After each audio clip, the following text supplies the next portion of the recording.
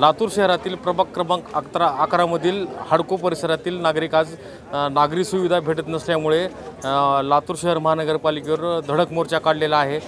काय त्यांच्या मूलभूत सुविधा त्यांना मिळत नाहीत, आपण त्यांच्याशी जाणून घेणार आहोत। सांगा काय आपण मोर्चा काढलेला आहे? आम्ही प्रभाग क्रमांक 11 इथे हडको कॉलनीमध्ये नागरी सुविधा नाहीत, नाल्याची व्यवस्था नाही, पिण्याच्या पाण्याची व्यवस्था नाही, कचरा उचलायची व्यवस्था नाही, कचरा तसा साठवून ठेवला जातो आणि जे कचऱ्याचं ज्यांना कॉन्ट्रॅक्ट दिले, टेंडर दिले, ते काय करतात, जे क्लास 1 क्लास 2 क्लास 3 ऑफिसर आहेत त्यांच्या घरासमोरचा कचरा काढतात, त्याचे फोटो काढतात, त्यांना देतात, त्यामुळे त्यांची MB केली होती, त्याचं पेमेंट केलं जातं।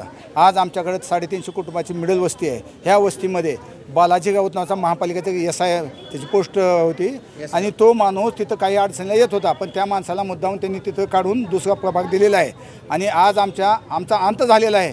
म्हणून आज आम्ही याचा शेवट म्हणून प्रभाग क्रमांक 11 हडको कॉलनीतील सर्व जनता आम्ही ठिय्या आंदोलन करण्यासाठी आलेले आहेत आणि आम्हाला लेखी दिल्याशिवाय आम्ही इथून हलणार नाही, याची आपल्या चॅनलच्या माध्यमातून आपणास विनंती करतो। पाणी कशा पद्धतीने येतं? अस्वच्छ पाणी येते अशा पद्धतीचं पाणी पाईपलाईन जी आहे ती 25 वर्षापूर्वी नाली केलेली आहे, त्या नालीची एक्सपायरी डेट संपलेली आहे आणि जी पाईपलाईन केली आहे त्या नालीतून केली आहे आणि ती पाईपलाईन लिकेज झाल्यामुळं दुर्गंधीयुक्त पाणी तिथल्या जनतेला प्यायला मिळत आहे सर। त्याच्यामुळं आजारी पडण्याचं प्रमाण वाढलेलं आहे, 1-2 मृत्यू झालेले आहेत, खूप जणांचे अपघात झालेले आहेत। तरी माझी आपणास आपल्या माध्यमातून विनंती आहे की आम्ही हे आंदोलन आम्हाला लेखी दिल्याशिवाय आम्ही इथून उठणार नाही।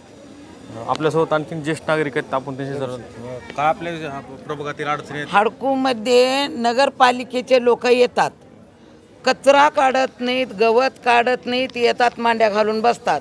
एकतर मागून रोड नाही, एक रोड नाही झालेला, परत नाल्या नाहीत, नवीन नळ दिले, रोड फोडले, सिमेंट रोड, त्याची सोय नाही, पुन्हा गटारीचं पाणी नालीमध्ये येतं, ती लोकांनी पब्लिकनी प्यायचं।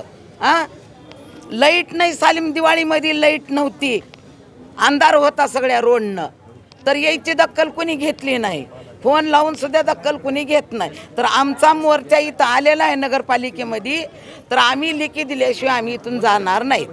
आम्ही इथं धुणं धुऊ, भांडे धुऊ, स्वयंपाक करून खाऊ, काही करू आम्ही इथं, पण आम्ही जाणार नाहीत लेखी दिल्याशिवाय। आणखीन काही ज्येष्ठ नागरिक आहेत, आपण काय आज मी कमीत कमी हडको कॉलनीमध्ये 27 वर्ष राहते, तेव्हापासून आमच्या हडकोची कुठली सोय नाही।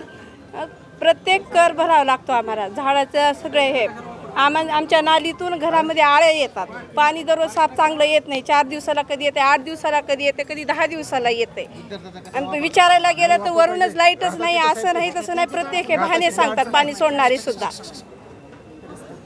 रस्ता तर नाहीच नाही, प्रत्येक वेळेस आंदोलन करता येतं का, कुणी कामाला जातं, प्रत्येकानं किती फिरायचं हे आंदोलन करीतच असंच।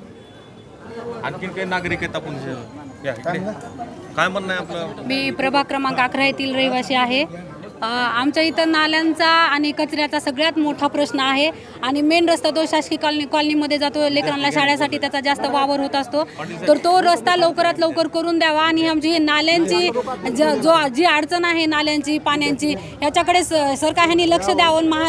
महानगरपालिकेच्या लोकांनी वेळोवेळी येऊन हे बरोबर आहे, गटारी साफ करायला येऊन मांड्या घालून बसतात, कुणी काढत नाही, काही नाही, मग ते तुंबलेलं पाणी वापस रस्त्यामध्ये येतं, ते घरामध्ये येऊन परत त्याचं घाण सगळी घरामध्ये जाते, परत पाणी टाकून ते बाहेर काढावं लागतं। अशी दुर्दैवी हडको येथे घडत आहे, पण एवढं लक्ष द्यावे आणि आमचं एवढं सगळ्या अडचणी, इतक्या अडचणी त्याला सांगायला बसलं ना तर पुरणार सुद्धा नाही। आता इथंच बसणे, इथंच खाणे आणि इथंच सगळं टाकणे, इथं जर घाण केली तर ह्या लोकांना जमल का, हे आम्ही आजच बघतोत ना।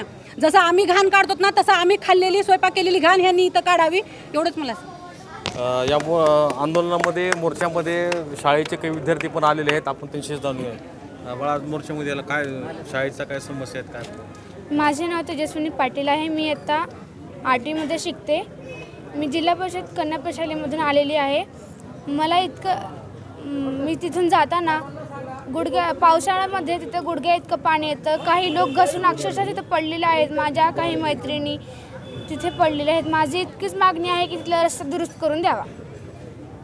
तर हे होते प्रभाग क्रमांक 11 मधील हडकोतील नागरिक यांनी सांगितलेलं आहे की लातूर शहर नगरपालिका मूलभूत सुविधा ह्या लोकांना देऊ शकत नाही आणि जोपर्यंत आम्हाला आमच्या मागण्या पूर्ण होत नाहीत तोपर्यंत आम्ही या महापालिकेच्या परिसरातून आम्ही हलणार नाही, अशा पद्धतीचा चंग या प्रभागातील नागरिकांनी मांडलेला आहे।